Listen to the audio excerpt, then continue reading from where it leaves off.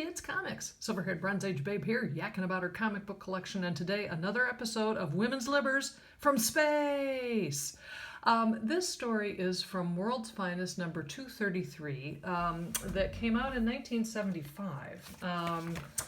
The Women's Libbers, Our Terrible People stories had kind of started to fade away after 1973, but writer Bob Haney obviously felt it was time for him to weigh in on the subject.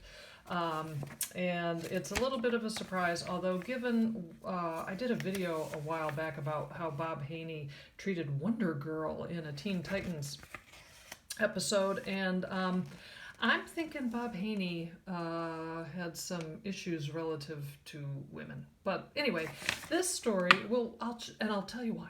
Okay, so this story is about the Super Sons, and I can't tell you anything about the Super Sons. I don't know why they existed. I wasn't reading the books really closely back then. But in any event, the Super Sons of Batman and Superman are wandering the highways and byways of the land, and they end up in a town called Belton. Or Belt On? I don't know. Way to go, Bob. And it turns out that it is a town full of women only, thank you very much. And it is being overseen by an eye, under her eye, for those of you Handmaid's Tale fans.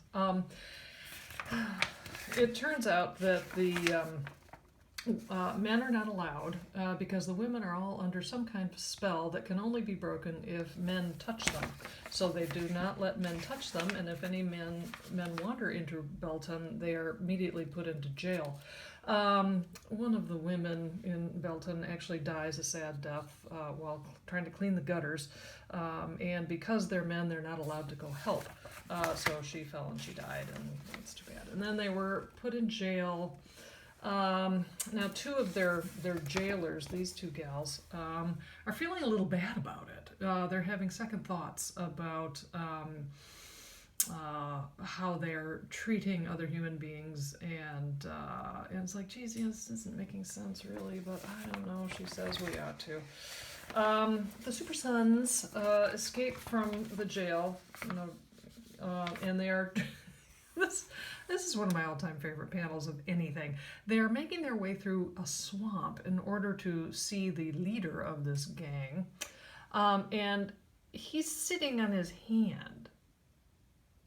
Where's your hand there, young Cal? It's like, I don't know, just, it's an amazing example of balance.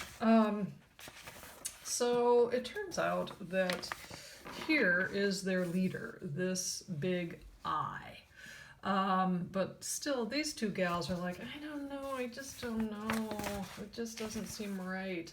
And the big eye starts to talk to the Super Sons and explains that the enlightened females of Belton were already against men's domineering tyranny over women. I didn't have to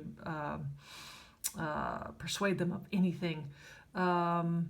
If you wonder why it is I remain hidden, it is because a leader who is familiar and seen by her followers loses authority. She must inspire loyalty by remoteness. It's like, okay. It turns out that unseen leader is an incredibly unattractive reptile. Because that happens. Oh, and she turned the two gals who weren't like kind of buying what she was selling anymore. She turned them into unattractive reptiles too. So there she is. There's our fearless women's Libber from space. I am from another world. The monolith is my spacecraft and my remote identity. I kept hidden. So my disciples wouldn't guess I was changing them into ugly things, like me. Ugly. Wasn't that the same thing that Bob Haney brought up about Wonder Girl, like worrying that she wasn't attractive enough? No surprise here, the Super Sons get her back into her spaceship, and it just launches her back to her hometown, where she is, she's actually put in prison for doing evil things, and the worst thing that they can think to do to her is to imprison her in a house of mirrors, so seeing your hideous self reflected for eternity. Oh no, anything but that, because, you know, women's livers are ugly and must brainwash other people. And then it ends with a lovely little Me Too moment back in town. The Super Sons are out of their costumes and telling the rest of the gals, hey, guess what? Spell is broken, all is good. But the really, the way for you to really speed along in your recovery is for the touch of a man. And so, hey, how about that? Oh, brother, indeed. So there you go, another issue of, another example of women's libbers from space, thanks to the world's finest. Thanks so much for stopping by. I'll see you next time.